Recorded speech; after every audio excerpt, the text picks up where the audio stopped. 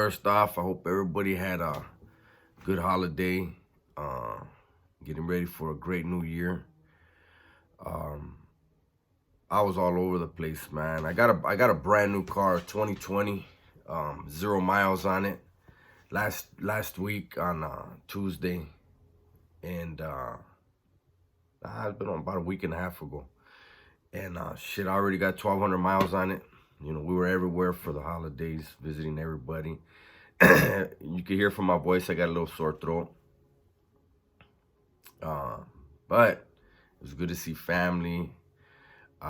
Getting the new car, I gave my daughter my other car, so now she got her little car now. She was happy, which is a good thing. Um, so I'm gonna be honest with you guys. You know, like I said, I did try to post a couple videos, but honestly, I just haven't been feeling it, man. I try to do this stuff. My whole purpose for doing this is um, because I know, I mean, just in California, um, there's over 100,000 men and women incarcerated. And so um, every one of the men and women have somebody in the, a family member that cares for them, that loves them, that worries about them. And so I mean, that's tens of millions of people. That's probably, let's just say that's 15 million people directly affected by incarceration just in the state, right? And so, I did this, man, to show people like, when we're given an opportunity, um, we can make a positive impact, right? And so my thing is always I'm trying to be positive, and show uh, what we're capable of doing, right? And then, like, I noticed in this um, so-called prison channel, in that genre, I just got a text right now. There seems to be some negativity, or it's just certain videos, man, that come out, and it's just, it's not my cup of tea. And I've said that before. If something's not your cup of tea, you move on. But I got motivated to make this video because I saw the video that Big JD put out from Prison Break Raw. Check out his might be his latest video. He shouted me out in it. That's it for the shout out, but you call me Dub C. Maybe it's because I've been rapping on some of my intros now.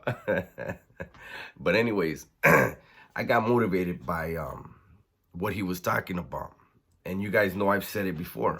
What the fuck happens in prison is no one's business but those behind those walls. And actually, even then, it's those doing whatever they're doing. Their business is their business. And he spoke on these other channels that are putting out videos on how to make weapons and how they got phones in. And he's talking about he said it's some white boys that are all tatted back. Okay.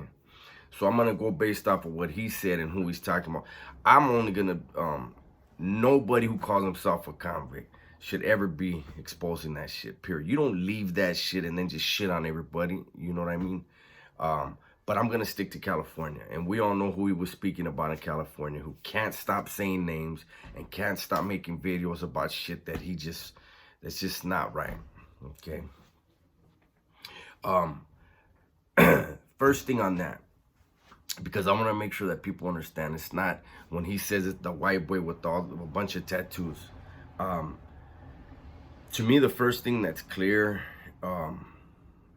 is, and this is what I think people from outside of California don't get.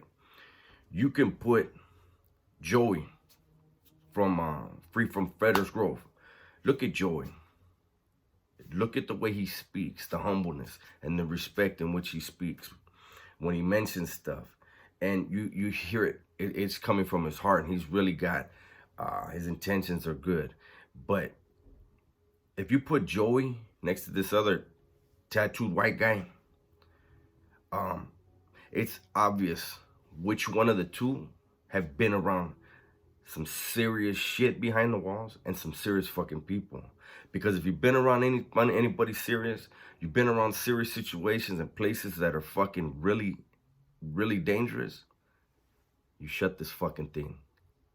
You open these, but you shut this fucking thing, right? And you speak with humbleness, and you speak with respect, and you do not ever talk about other people's business. So I want to make sure that was clear off the top, because this has nothing to do with, oh, it's the white boys. No, Joey's not doing none of that shit. Joey's respecting whatever they have to go through and whatever they have to do to pass their time. That's what they do. Now, something that JD, I didn't watch the whole video, so he may have towards the end, but I watched the majority of it. Something that I wanted to add to what he was saying, of course, we do not,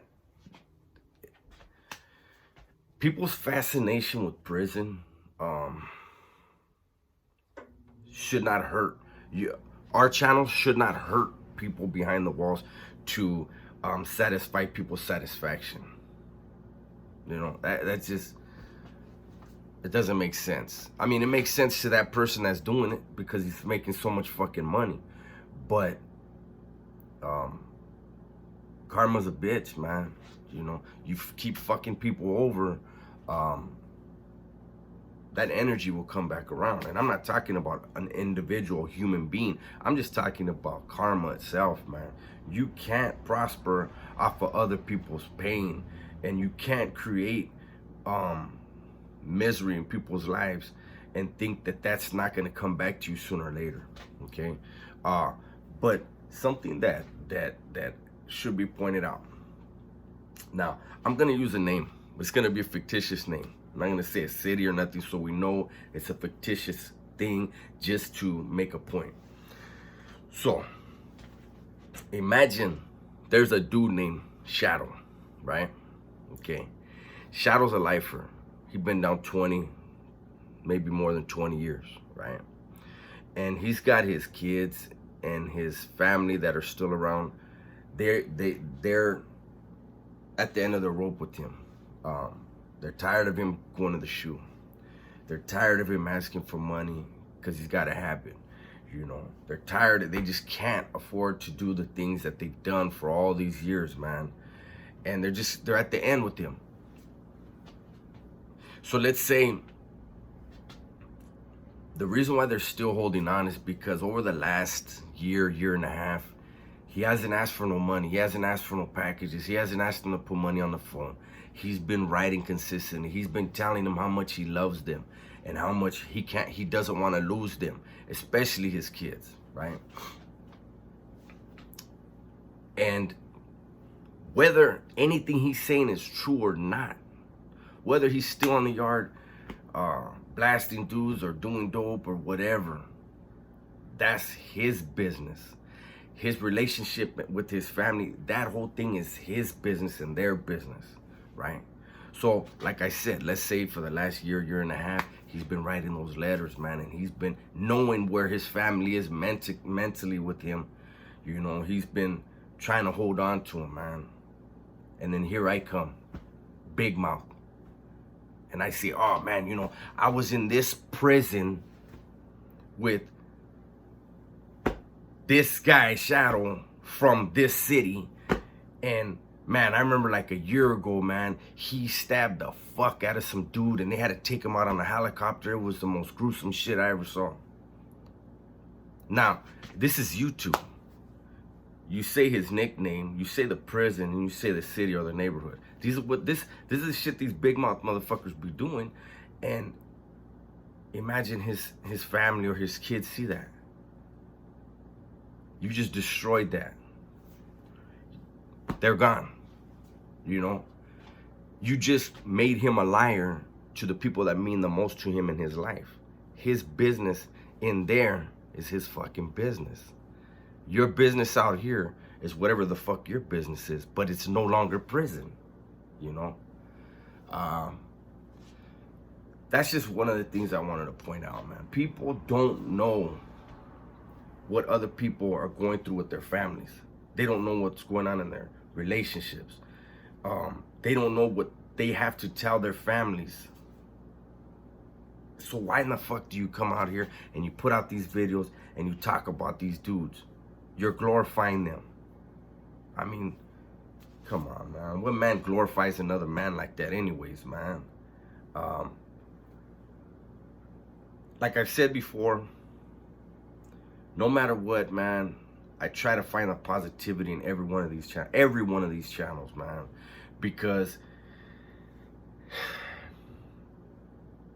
99.9% of them are trying to help other people. I want to believe that, you know. There's that one individual that it's obvious, and people are gonna hate. Oh, he's hating on this dude. I don't hate on nobody, man. I hate the fact that there are people still in prison, still believing that there's no chance for them to ever get out, which isn't true, man. Things are changing. Things are constantly changing. I just ran into a dude. I actually stopped and talked to a dude. He had the recall Gavin Newsom stand out, and you know he did, and I went over there and I asked him, why do you want to, you know, regardless of the politics, but why do you want to have him recalled? I don't follow him, I don't follow anything, but I need to know. And he talked about the policies of this state, and they're so liberal, and you know, one party controls everything. And I'm like, okay, I give you that, but throughout history, the masses have been controlled. In the past, they were controlled by their lack of education. If you took their education from it, look at the third world countries where terrorism's big. Look at the illiteracy rate, right? And then got somebody fucking trying to FaceTime me, fucked me up in the middle of what I was saying. But look at these countries where terrorism is high, and their illiteracy rate is high. And in this state, look at the corrections budget, and then look at the education budget. History will constantly repeat itself, man. I don't want to get caught up in that whole thing, man, but it's very, very, I tell you guys all the time, man.